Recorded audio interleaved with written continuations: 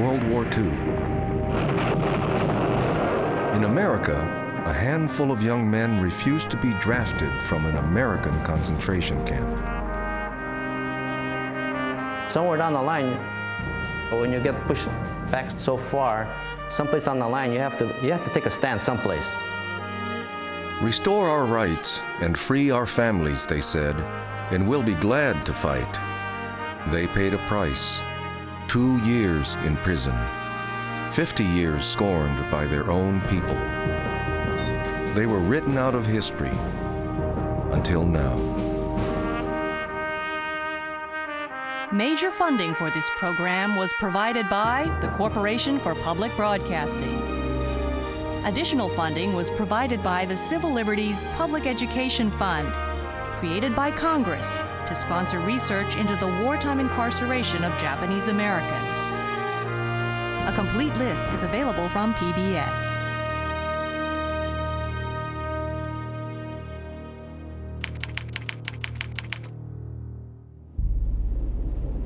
For me, it's been 52 years ago. 52 years now. I do remember this going uphill a little bit. You remember this? No, I don't remember. Yeah. No, most I remember is the terrific dust storm that we were in when we first got here. Yeah. Tell you one thing, it doesn't bring any fond memories. Heart Mountain is a landmark in the high desert of Wyoming. No, who built these? Oh, I think the evacuees built this whole thing for their farm crops. For their farm crops? For storage. Do you know what kind of vegetables were in there? Probably root vegetables, primarily. I think this was actually outside of the fenced-in area of the camp. See, the camp periphery was pretty much along that bluff there. When we got to Heart Mountain, none of us knew we were going to be prisoners or war heroes or resistors. This was a concentration camp. They wanted to draft me. I thought this was wrong. Heart Mountain Relocation Center was one of 10 camps inside the United States. They held 120,000 people expelled from their homes on the West Coast. Their only crime was their race. After Japan bombed Pearl Harbor, Americans of Japanese ancestry drew the anger and fear of a nation. The president ordered mass exclusion and detention without any evidence of sabotage or imminent invasion. There was no military need. And you have to understand the hostility that we faced overnight. Suddenly, we were the enemy. Blood is thicker than water. You can't trust these slant-eyed Japs. The Japanese people, as a community, were made to feel as though they were every bit as guilty for having a Japanese face as the enemy. But 2/3 of those evicted were U.S. citizens, the Nisei, or second generation, citizens by virtue of birth in America. They were young and full of hope. Their parents were the Issei, or first-generation immigrants. Racial laws barred the older Issei from U.S. citizenship. Many Issei leaders were arrested immediately after Pearl Harbor.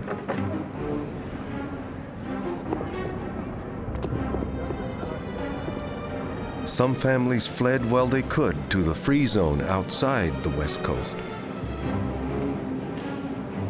By summer, everyone who remained was ordered to pack only what they could carry and leave.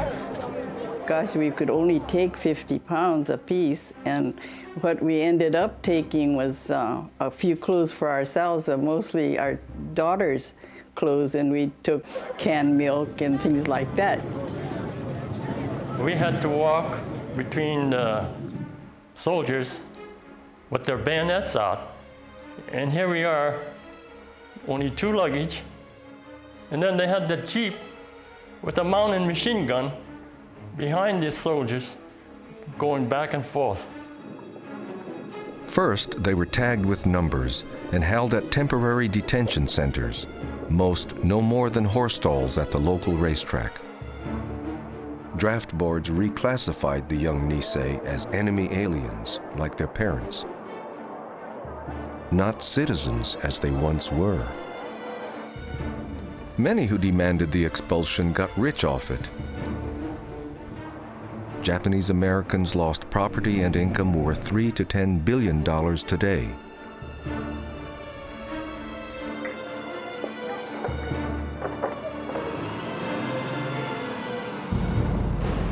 You had to give up your home, give up your possessions, and wander into the desert and live under the most extreme conditions. Of course, the Army did take care that the Japs would be made to suffer. They chose the worst places, the hellholes that are to be found in this beautiful United States. They had initially been promised that they were going to be moved inland and they could form their own community and live in a democratic fashion.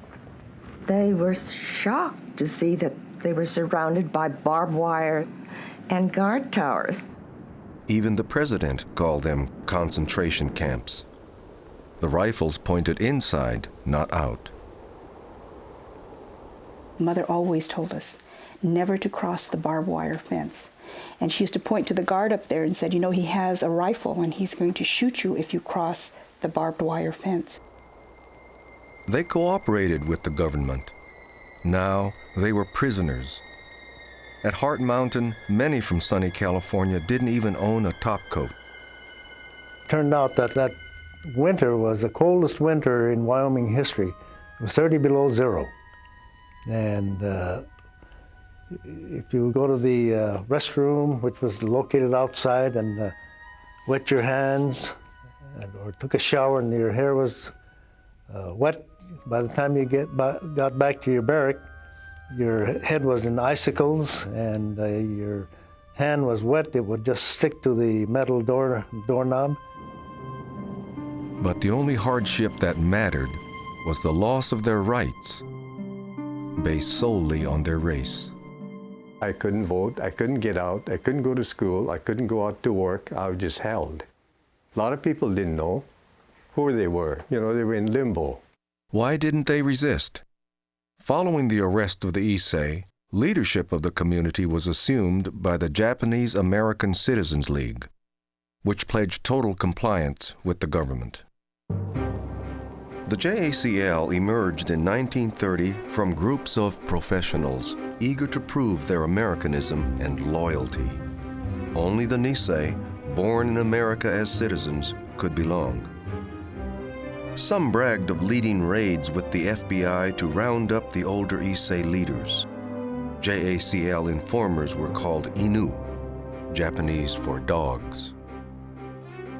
In general, the policy of the JACL was to collaborate with the government, to collaborate with some of the chief oppressors of the Japanese American people.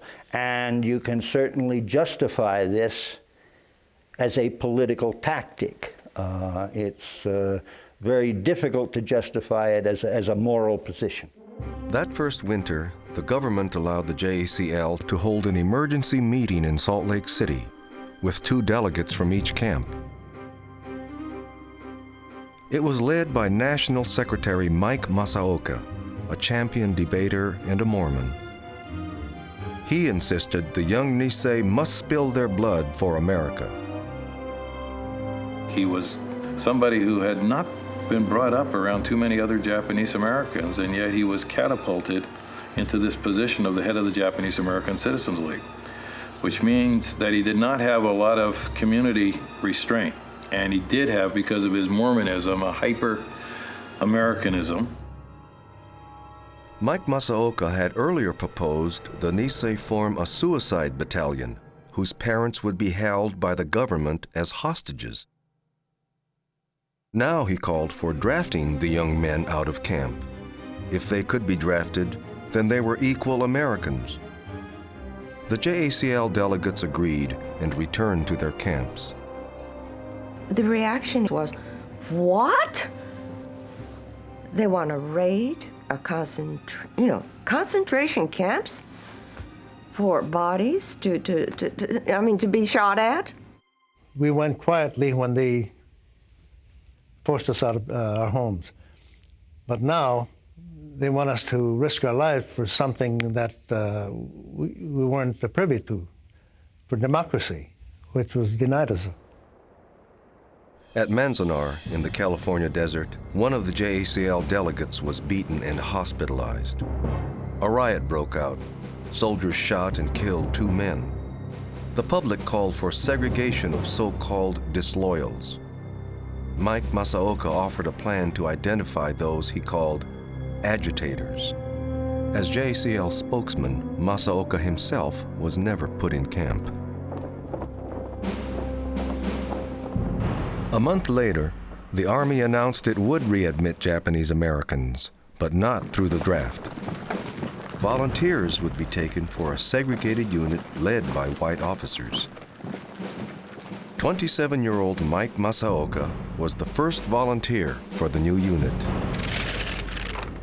Boy, when an immigrant becomes a patriot, he usually becomes a 200% patriot. Well, we know what 100% Americans do. 200% Americans do even worse. And I think this was one of the problems of many of the JACL leaders, that they were trying to be 200% Americans.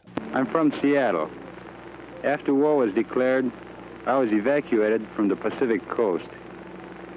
When the call came for volunteers for a combat team, I volunteered from a relocation center to show my loyalty and to prove that I had the right to live as a good American citizen. I tried to understand their viewpoint, but to me, I have nothing to prove. I am an American citizen, I never did anything wrong, and I don't have to prove myself. But the government did want proof. To weed out what it called the rotten apples, it demanded every adult in camp sign a loyalty oath. All the questions were innocuous except 27 and 28. 27. Are you willing to serve in the armed forces of the United States on combat duty wherever ordered? And if you answered yes, it was an implication that you volunteered. 28. Will you swear unqualified allegiance to the United States of America and forswear any form of allegiance or obedience to the Japanese Emperor? And if Nisei answered yes to that, it seemed like you had at one time or another pledged allegiance to the Emperor of Japan. No one in camp, not even the director, was sure of the consequences of a yes or no answer. How would you like to be asked, are you loyal or disloyal? I mean, have you ever thought about it? It was gut-wrenching because if you were the oldest son, your loyalty belonged first to the family. You must take care of your mother and father. Many parents feared this was a plot to rob them of their sons. Frank Emmy stepped forward with a way to answer. I said, under the present conditions and circumstances, I'm unable to answer these questions. I answered with a qualification. We would be willing to serve in the armed forces of the United States, provided they return our constitutional rights and return us, my parents and my sister, back to where I have a home. I didn't do good in school, but one thing that my teachers instilled into me was the Constitution of the United States and how it's supposed to protect all minorities and all of its citizens. Frank Emmy hand-printed copies of his answers and posted them throughout camp. And Frank and I went on a midnight excursion through all the latrines, actually.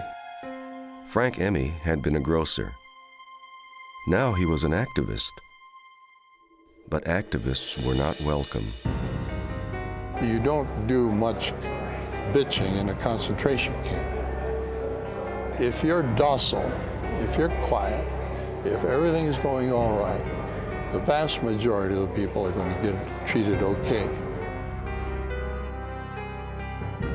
12,000 who did not answer yes to the loyalty oath were branded as disloyal and shipped to a segregation center at Tule Lake near the California-Oregon border, just as JACL had urged.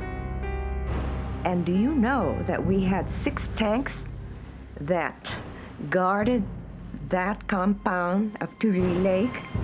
And to think that this was free America, it's almost unbelievable. The most tragic thing about the whole leadership is that the leaders of the JCL at that time strongly felt and believed that they were doing the right thing, and yet they were doing the wrong thing. They were really a government agent. That's all they were. The drive for volunteers fell short. Of 14,000 single men of draft age in the camps, only 1,200 volunteered. The government and the JACL needed a hero. One appeared, a farmer's son who volunteered from the free zone of Nebraska, Sergeant Ben Kuroki. I was a top turret gunner when we flew the mission over the plastic oil refineries. That was a great feeling. You finally felt that you belonged, you know, and I finally felt that I was going to have a chance to prove myself. Pearl Harbor made Kuroki feel guilty and ashamed of his Japanese ancestry. To prove his loyalty, he begged to see combat in the Air Corps. You sit there with 250 caliber machine guns, and you're just helpless. You can't do a damn thing. You can't fight back, because those anti-aircraft shells, those 88 millimeter German shells are coming up there in the tons. And you know, you feel the plane move this way behind it, and you sit there, oh God, let's get the hell out of here. Kuroki survived 30 missions and earned 2 Distinguished Flying Crosses. He was the first national hero for Japanese America and the perfect poster boy for JACL.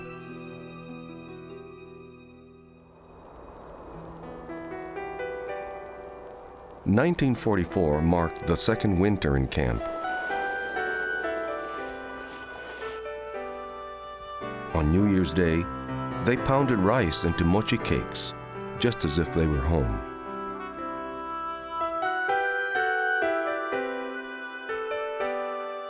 From overseas came word of heavy casualties among the first Nisei soldiers.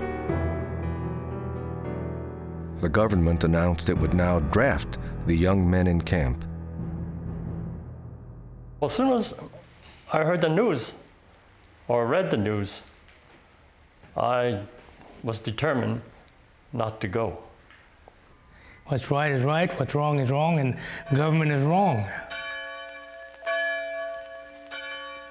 For some, it was the last straw. At Heart Mountain, they organized, and Frank Emmy would lead them. An engineer named Kiyoshi Okamoto had been writing manifestos calling himself the Fair Play Committee of One. He taught Emmy about the Constitution and the Bill of Rights. With Okamoto as chair, the Fair Play Committee typed bulletins, held meetings, and elected officers. We collected $2 apiece from the Fair Play Committee members to set up a fund in case we had to have legal action. Protests were raised at other camps, but they were unfocused and leaderless. These caught the eye of a journalist in the Free Zone of Denver. They were spouting out about their loyalty to Japan and stuff like that, and I felt that they were taking the wrong approach, because they weren't disloyal, but out of frustration, were making these wild statements. James Omura had publicly protested the mass incarceration. He said the JACL betrayed Japanese America by collaborating with the government. As editor of the Rocky Shimpo newspaper, his editorials fanned the growing resistance. And I felt that someone should throw out what I felt was an anchor that these people could use that would be substantial. The Nisei are well within their rights to petition the government for a redress of grievances. Beyond that, We couldn't say directly anything that would be critical of the United States government policy. So we had to be oblique about it. I couldn't tell the people to organize, but in essence, I was telling them to organize. Well, that really helped us morally, because we felt that James Omura was in our corner. We also felt that since his paper was being distributed in other camps, that it might stir up the other camps. Guntaro Kubota, a Japanese language school teacher trained in the law, translated the Fair Play bulletins into Japanese. I thought, gee, we have to fight for our rights. You know, that's all we know is this country. And so when my husband was asked to interpret what the Fair Play boys were saying, I thought, well, that's the only way they could make the money, raise the money, because they knew eventually they're going to court. As the protest gained momentum, the first draft orders arrived in camp. I was 18 here at Heart Mountain when the loyalty questionnaires came up. At that time, I didn't have any problem. I was apolitical. I was a white person. I wanted to be drafted. I wanted to serve my country. The first group of draftees was told to report. When the day arrived, all 17 boarded the bus that took them to their pre-induction physicals.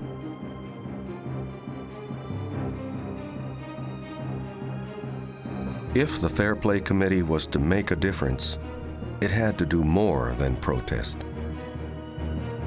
Some wavered. I remember arguing that if we don't take a definite stand, it's not going to do any good. At a packed mess hall rally, the Fair Play Committee crossed the line from protest to resistance. we feel the present program of drafting us from this concentration camp is unjust, unconstitutional, and against all principles of civilized usage. Therefore, we members of the Fair Play Committee hereby refuse to go to the physical examination or to the induction, if or when we are called, in order to contest the issue. If ever there was a time or... I didn't feel there was really a choice. We all had an obligation, a responsibility to publicize or to raise the issue of the incarceration, the evacuation at whatever opportunity we had. This certainly presented an opportunity, one that if we were to overlook it at this point, then we virtually accept the evacuation as a normal condition. I know my dad was 100% behind me. I had no real concern about him. My mother, on the other hand, like a normal mother, was concerned, and at one point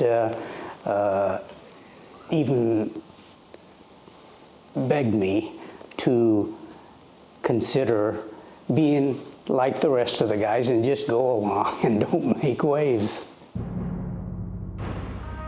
Within a week, 5 young men refused to board the bus. The next week, 7 more failed to appear. The Fair Play Committee had a test case. But the Citizens League was on record as unalterably opposed to test cases. After Pearl Harbor, Minya Sui, an Oregon attorney, deliberately violated a military curfew as his own test case. JACL denounced him as a self-styled martyr. Now the JACL newspaper, the Pacific Citizen, and the camp newspaper, the Heart Mountain Sentinel, vilified this new resistance. In the hidden recesses of boiler rooms and latrines, behind closed doors and under protection of darkness, leaders of the Fair Play Committee have fired with fanatical zeal. They called us half-witted, nuts, demented, and we were seditionists and disloyals and everything under the sun. These deluded youths have our deepest sympathy.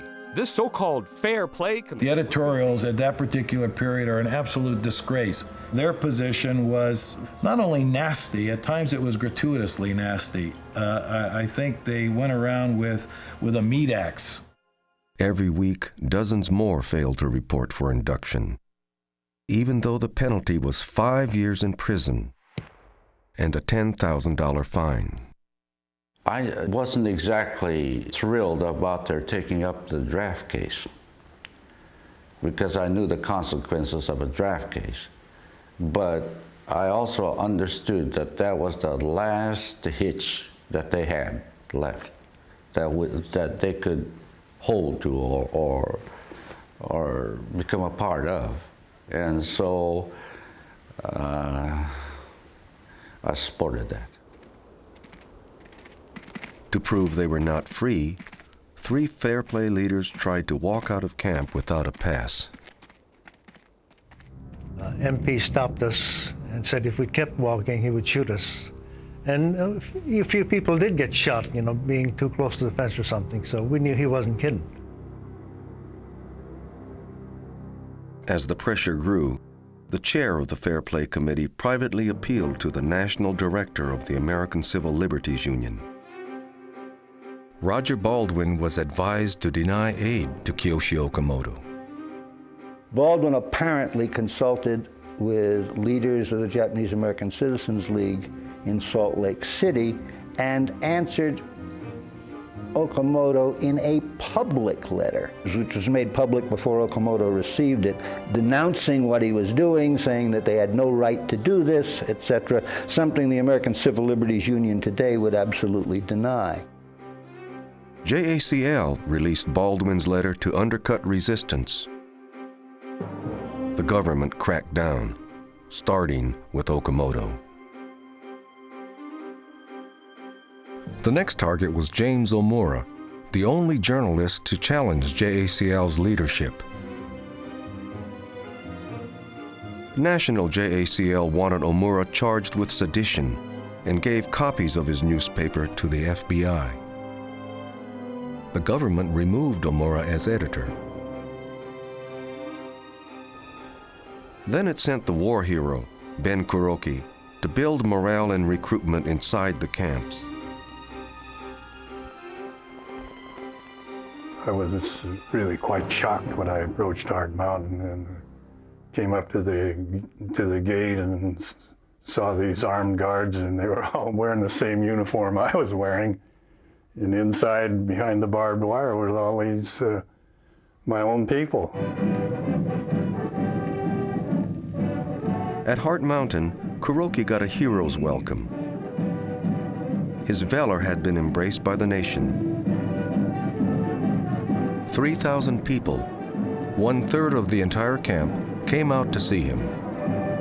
And I had a high school education, and I was not cut out for speaking or anything like that. It was just all this was thrust onto me. I think I was really gung-ho, and I probably irritated a few of the resistors from some of the things that I said.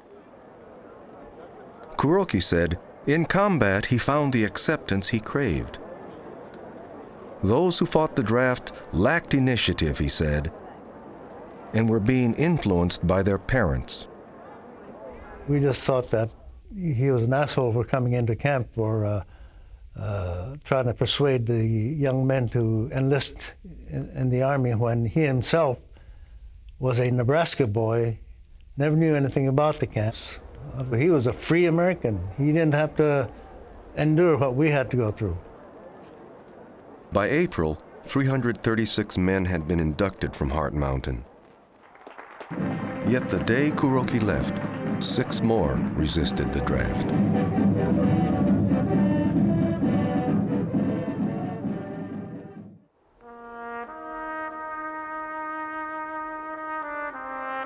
The arrests began at dawn. I was picked up by the FBI. They came bright and early. They knocked on the door, and I said, well, let me get a few clothing underwear and stuff. No, you won't need that. So we went to the office, and then they try to get you to change your mind. And I says, no, I'm standing by my convictions. I want this constitutional civil rights restored before I go. I says, if you can do that, I'll be glad and willing to go. At Heart Mountain, 1 of every 9 young men drafted refused induction. So many were arrested, they had to be spread to county jails throughout Wyoming state. Anytime you go into a jail and face the federal government, it's not a very positive feeling,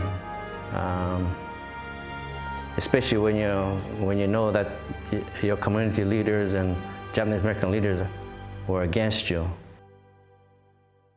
One leader against them was Min Yasui. His own test case had been rejected. He now represented the JACL, which sent him and Mike Masaoka's brother to lean on the resistors in jail. They mentioned the discredit that we were bringing to the Japanese American society in general. And but I think their real purpose of being there was they were seeking larger game, in that they tried to get me to implicate by naming names people, leaders of the Fair Play Committee. Yasui filed a confidential report with the FBI, suggesting the violators be put in solitary confinement to break their will.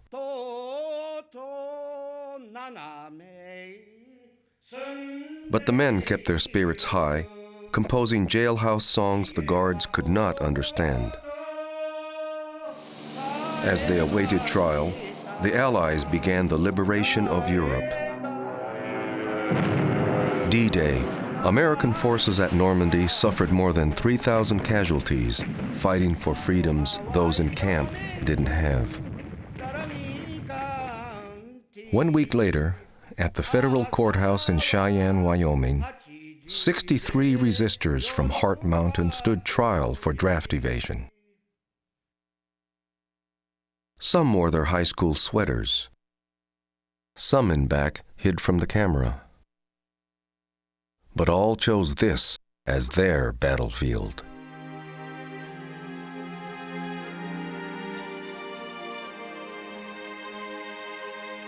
We are not considering whether to report for the draft or not, to live or to die, as the true issue.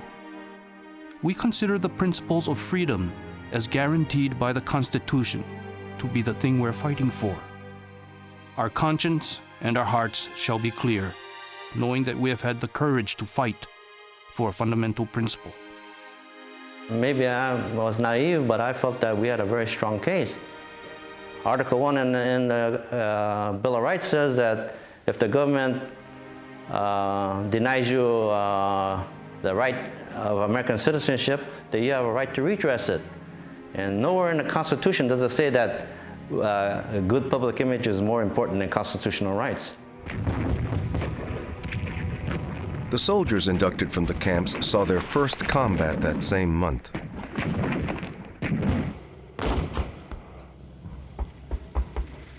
They fought with distinction, but their record did not answer the constitutional questions raised by the camps.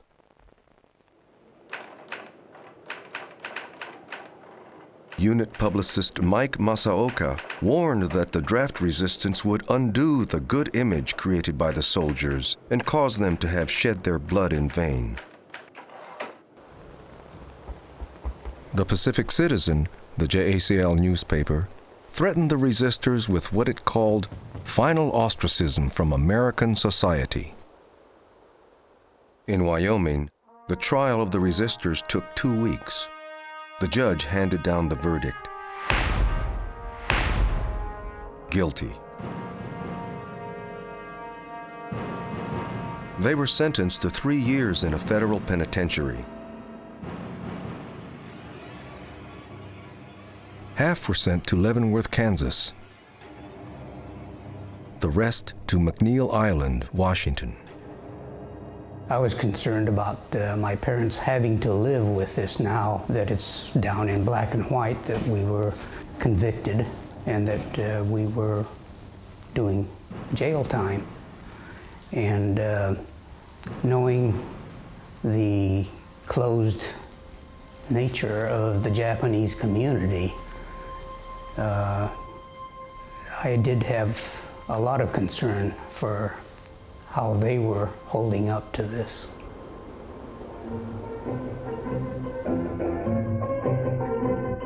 July 1944. In camp, the Buddhists celebrated Bonodori, the summer festival for one's ancestors.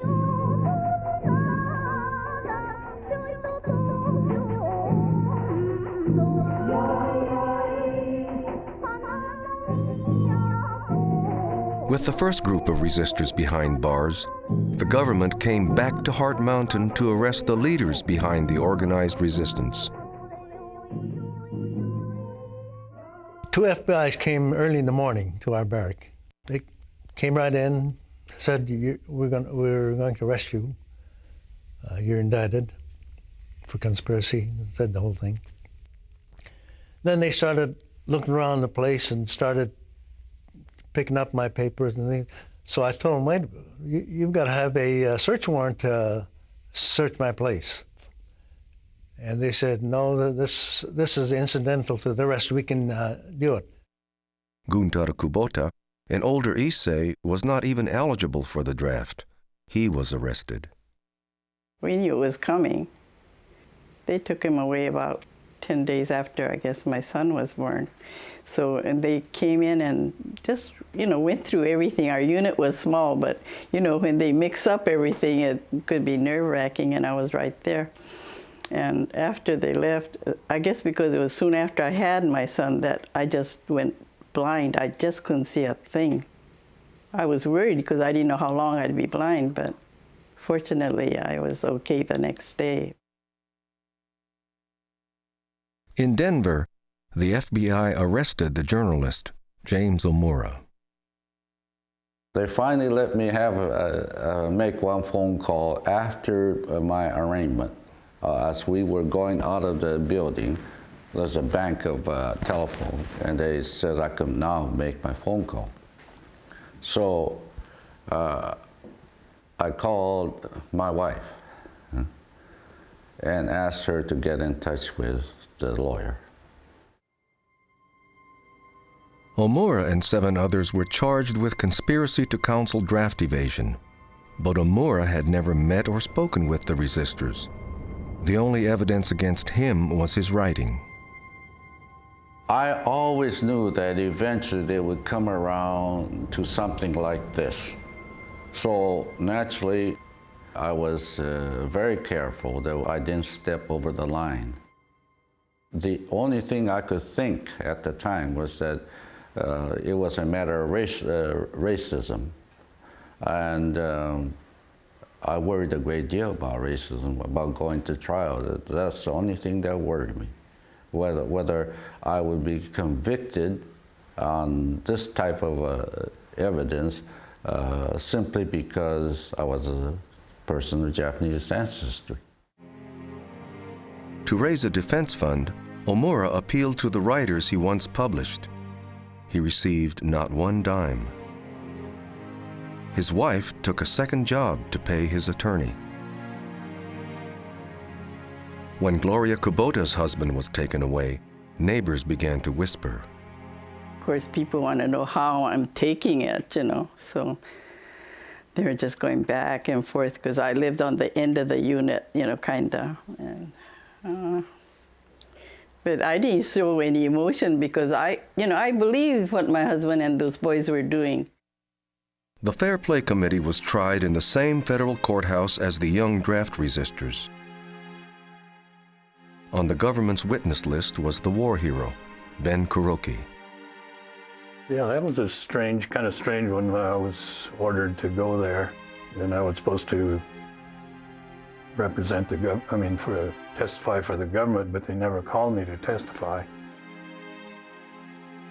During the trial, Frank Emmy kept notes. Their attorney argued the resistance was an act of civil disobedience in the best American tradition. Our attorney was very sharp, so some of us, we might be able to pull this through, but when the jury found us guilty, we weren't really surprised. The leaders got 2 to 4 years each. Their attorney quickly appealed. Well, I accepted it because I didn't think that anybody would get off. In fact, I was surprised that he didn't get longer than the other people because, he doesn't have citizens. But they asked him why he was, he says, well, I have 2 children born in this country. As a father, I am interested in their welfare. They have rights, Interviewed after the trial, Ben Kuroki called the resistance a stab in the back and complained its leaders were tearing down the good image he and others had fought for.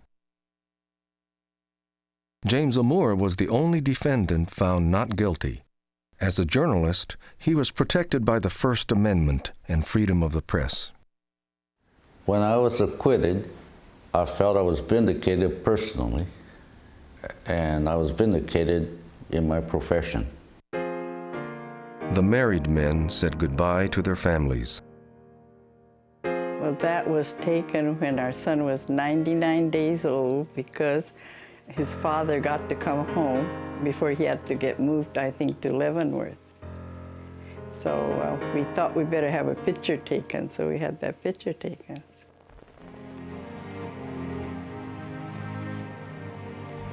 At Leavenworth, they did hard time with bank robbers, crime bosses, and con artists. There was, I think, 8 of us in one cell. We knew this was part of the price we had to pay for our resistance. Frank Emmy and several others knew judo. They organized a prison exhibition. After we got warmed up, we would have throwing each other and have the little guys throwing the big guys. And this is the first time these inmates ever saw anything like that. And they were really wide-eyed and really surprised. And they gave round applause. And we always felt that was one reason we were left alone. By 1944, the threat of Japanese invasion had long passed. But President Roosevelt waited until his re-election to a 4th term before closing the camps and allowing Japanese America to go home. The JACL did not relish the thought of recreating Japantowns and little Tokyos. It wanted assimilation. It urged the young Nisei to move to the East and Midwest and become, in its words, quiet Americans. An image idealized in this government film shown in camp. The way ahead. Where does it lead? That's what this young couple is wondering. Their life together lies in front of them. Whatever it holds, they're sure that it lies in the United States. News of the end of World War II came to the resistors through a radio piped into their cells. It was 1945. The nation welcomed home the Nisei soldiers as heroes. The effect of the 442nd And the propaganda about the 442nd was, of course, an important part of the rehabilitation, again, quote unquote, of the Japanese American people, of improving their public image, and it did a lot of good. No one but their families waited for the resistors. Gloria Kubota moved her children to a Wyoming boarding house. From his cell, her husband sent them letters. I didn't read the letters because I couldn't read, but I always looked forward to the cartoons and the pictures. Some of the pictures were of my brother as he perceived my brother to be as he was growing up. His English was absolutely horrible. And he writes this letter. Frank Emmy taught him how to, Frank Emmy was not a very good teacher because this is the letter. Dear Gloria and Makiko, I am very sorry to Makiko. Last time I was sent to picture for Hidemaru. That's my brother Gordon. I know Maki want to, but I was very busy to draw a picture. It's occurred to me since then how anybody could be very busy in prison. And then there was one picture that was drawn of him that I later found out was drawn by Frank Emmy. He and Frank Emmy were cellmates, and they must have had an inordinate amount of time to do this because the pictures were always in color, and it was done with a great deal of care.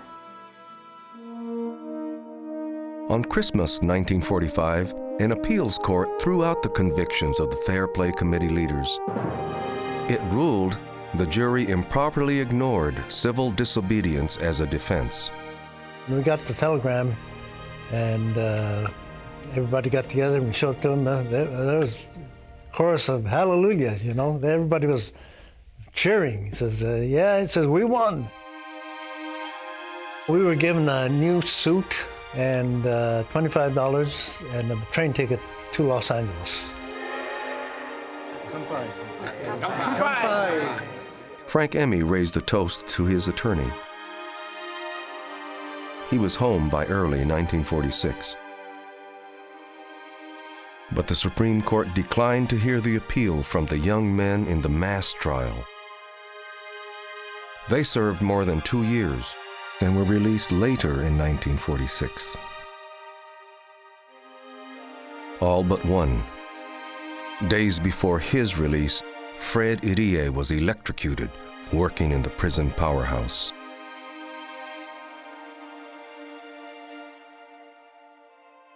On Christmas 1947, the resistors learned they had been pardoned by President Truman.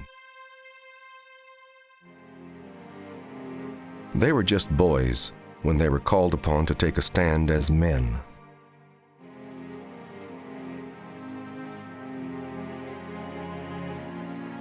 From a camp, they resisted the draft. But after the war, several of these same men were drafted again during the Korean War. And as free citizens with all their rights, they served. Then you're a veteran. I'm a veteran, right. You know how many people like So many of the veterans feel that my buddies put their life on the line and some of them never came back. But you know, these dissidents also put not only their life, but their reputation and their whole life on the line in the sense that how they would be accepted in the Japanese American community. And they did this because they really felt that what they were doing was correct. To his death, Mike Masaoka characterized the draft resistors as, quote, a relatively small number of dissidents, and insisted the true heroes were the 26,000 Nisei soldiers. That all the historians in their ivory towers who were never there are people who want to write scenarios for books and scripts for plays. They weren't there. We were. It's very important who writes history. History is usually written by the winners. And in the short term, the JCL people or people who believed in that point of view, the people who wanted to improve the image of the Japanese American people, in the short run, they controlled the history. That's obviously no longer the case. Unrecognized and forgotten, those who resisted rebuilt their lives in isolation. James Omura never ran a newspaper again. Well, I went broke and had to start from scratch. I went into landscape contracting, feeling that why the Japanese people couldn't touch me. The school teacher, Guntaro Kubota, struggled to earn a living. And after camp, he comes out, and for a long time, I thought he was a different person. As a child, I remember him as kind of a robust, happy soul, and he came back a much more subdued individual. And for a long time, I thought it wasn't the same person. The shame of having a son called a draft dodger hurt parents as well. I believe that my mother suffered because of the stand I took. She got ostracized. She got cut away from the Issei community, and the last thing that happened was she was told to not come to church anymore. So she told me I can't even go to church. And it was shortly thereafter she took her life. By 1988, the government admitted the camps were wrong and apologized and awarded symbolic compensation of $20,000 each. We Japanese Americans and the government have finally resolved the constitutional issue of our internment. However, the Nisei resistors, many of whom are gone now, have been mistreated and made pariahs within the Japanese American community. Some of us feel the social ostracism was unjustified and must end. This resolution is really for JCL's. In 1999, JCL members born after the war pushed the group to apologize for its suppression of wartime resistance. Approval hinged on one district in Central California. So this resolution acknowledges that the resistors of conscience had their constitutional right to protest. They decided to protest in one of the few ways they could at that time in order to stand up for Japanese American rights. I think that that's very important for us to have as an American lesson, as a lesson for the Japanese American community too. This is wartime, and wartime ignores a lot of so-called constitutional rights. I call for my secretary to call the roll, and the chapters will please respond to your vote. Delano? Reconcile. Fresno? Oppose the resolution. Sometimes I'm walking with my wife down the street in San Jose, a couple come down the street and the wife will say, "Oh, that was a nice article that you wrote in the paper, and I'm happy for you." But the husband, he's looking at the sky, you know how he's thinking, You could tell right away, the people against you. We have 3 in favor of. 3 in favor. 8 opposing. 8 opposing. And 3 abstaining. And 3 abstaining. And 1 with no vote. Okay, so thank you. Thank you very much. The apology was defeated. And then we'll get back to our other Some heavy will never forgive. But others celebrate the discovery that Japanese America did not endure the loss of all their civil rights and 3 years in camp without some kind of protest or resistance. Several generations from now, these Heart Mountain resistors are going to become legendary figures.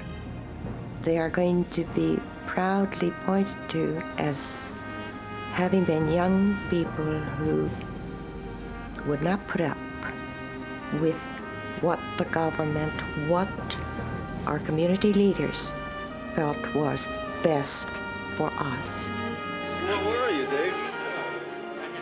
I still haven't located myself. Might be I have too much hair.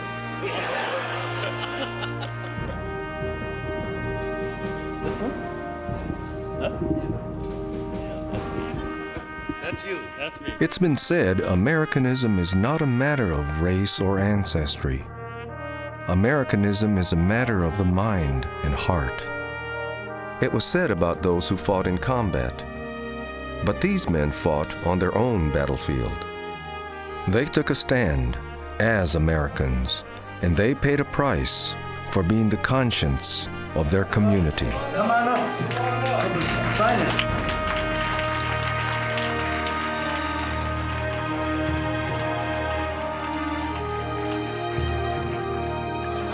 I forgot where I sat.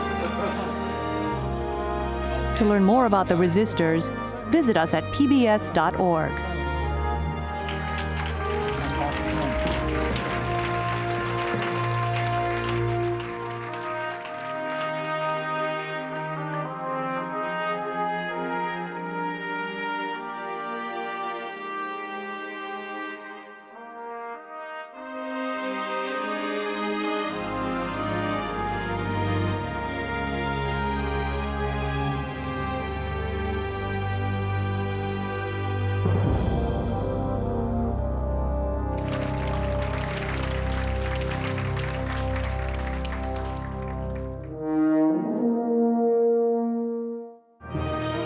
Major funding for this program was provided by the Corporation for Public Broadcasting.